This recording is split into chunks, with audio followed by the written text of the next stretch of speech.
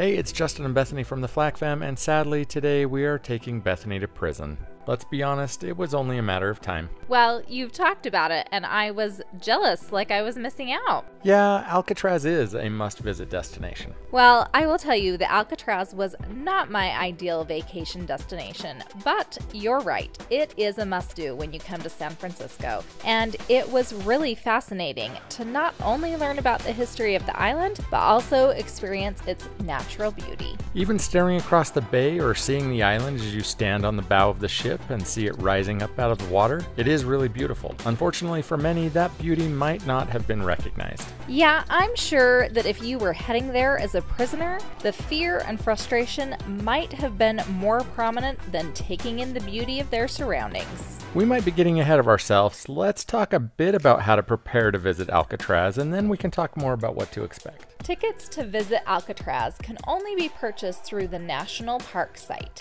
Any discount passes or other vendors you purchase from are offering sailings around the bay, circling the island. You can choose from a standard tour, audio tours, guided tours, and even a night tour. We recommend purchasing as far in advance as you can because tickets do sell out. When planning, we would recommend planning a half a day. The line to get on the boat can get long, so if you want to guarantee yourself a seat or a good view, make sure you arrive at the launch at least a half an hour ahead of the arrival time on your ticket. So if you're wondering what to expect when you visit Alcatraz, I'd describe it as a history lesson in a post-apocalyptic setting. The structures are in disrepair, and it definitely gives off an ominous feeling that adds to the stories and experiences you'll have there. For me, as the boat approached the dock and you can see the collapsing structures and see the graffiti left by the natives who occupied the island in protest, I really felt the gravity of what took place on the island. It left me feeling anxious, and as we made our way up the path to the prison house, I was overwhelmed with anticipation.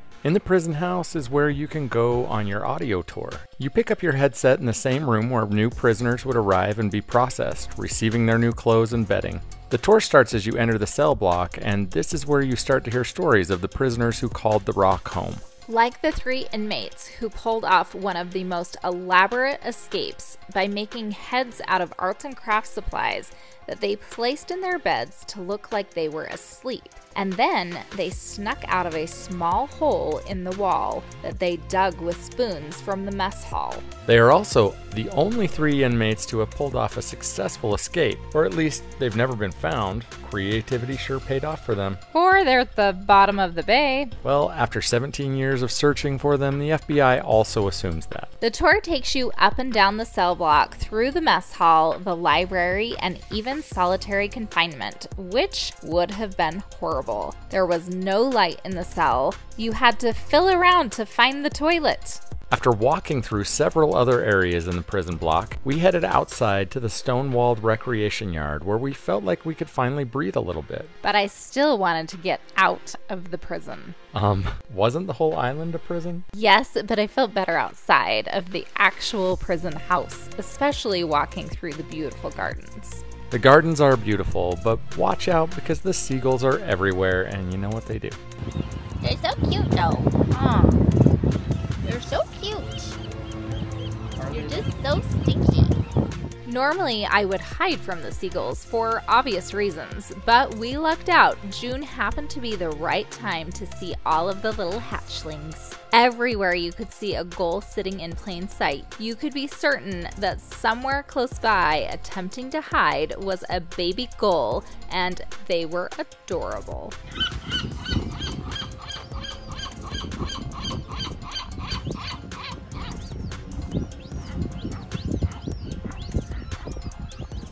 After searching for all the gull babies, we headed over to the other side of the island, where there was a building with information about when the Native Americans occupied Alcatraz for almost 19 months, claiming it as a new colonization for all natives. There were so many interesting stories in there, and we spent at least an hour trying to take it all in.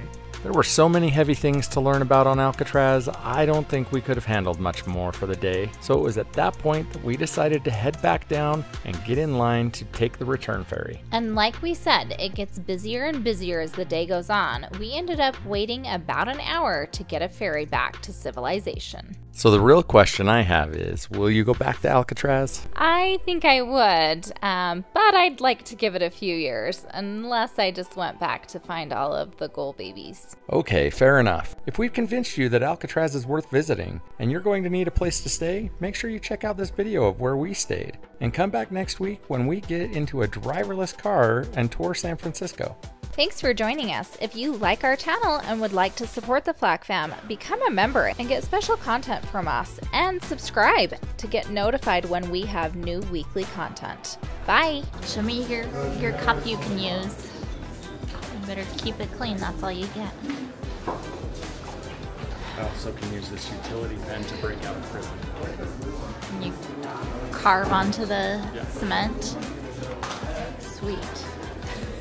I don't think that was standard issue. No? You didn't get a pen as you came into the prison? A utility pen. That's a cool picture.